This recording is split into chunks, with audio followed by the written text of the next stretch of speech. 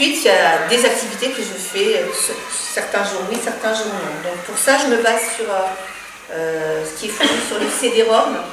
Sur le CD-ROM, il y a des petites vignettes, des petites images, mais il y a aussi le planning période par période, c'est-à-dire entre deux périodes de vacances. Donc moi, je stabilote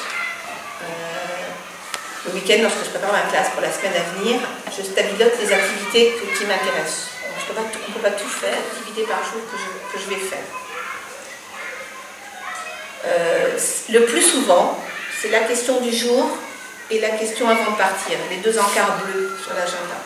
Donc on démarre notre journée comme ça, après le temps de l'accueil, le moment où tout le monde se regroupe, je lis la question du jour. Par exemple, donc là c'est qu'est-ce que tu préfères, ça change tous les jours. Et ceux qui le souhaitent lèvent la main, sachant qu'au départ on a posé les règles et qu'il n'y a rien d'obligatoire. Et puis je note ici, c'est comme une dictée à l'adulte, je marque ici leurs réponses.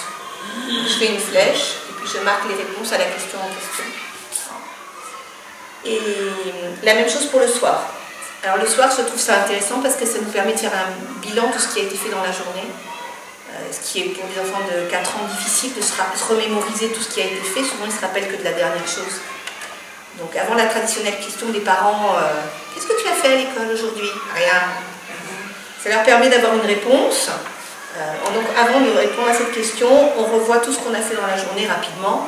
Et puis c'est l'occasion de dire qu'est-ce que tu n'as pas compris, qu'est-ce que tu as bien aimé, qu'est-ce que tu n'as pas aimé. Enfin, chaque jour la question diffère. Et je note également les réponses, donc il est souvent ici.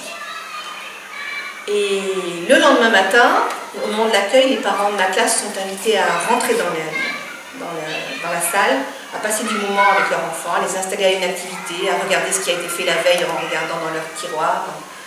Ou alors, beaucoup de parents viennent voir ce qui a été écrit sur l'agenda. Donc c'est un moyen aussi de communiquer avec les familles. C'est pourquoi j'ai dit aux enfants que s'ils le souhaitent, je ne marque pas le nom de l'enfant qui a dit la chose en question. Parce qu'ils savent très bien que ça n'est pas secret, ça ne restera pas entre nous. Les parents peuvent venir lire.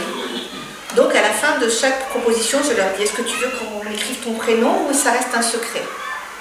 Donc ça dépend des enfants, hein, c'est 50-50. Il y en a qui ne veulent pas. Puis il y a des parents qui viennent me voir et qui me disent, c'est le mien qui a dit ça. Voilà. Donc, c'est aussi un outil de communication avec les familles.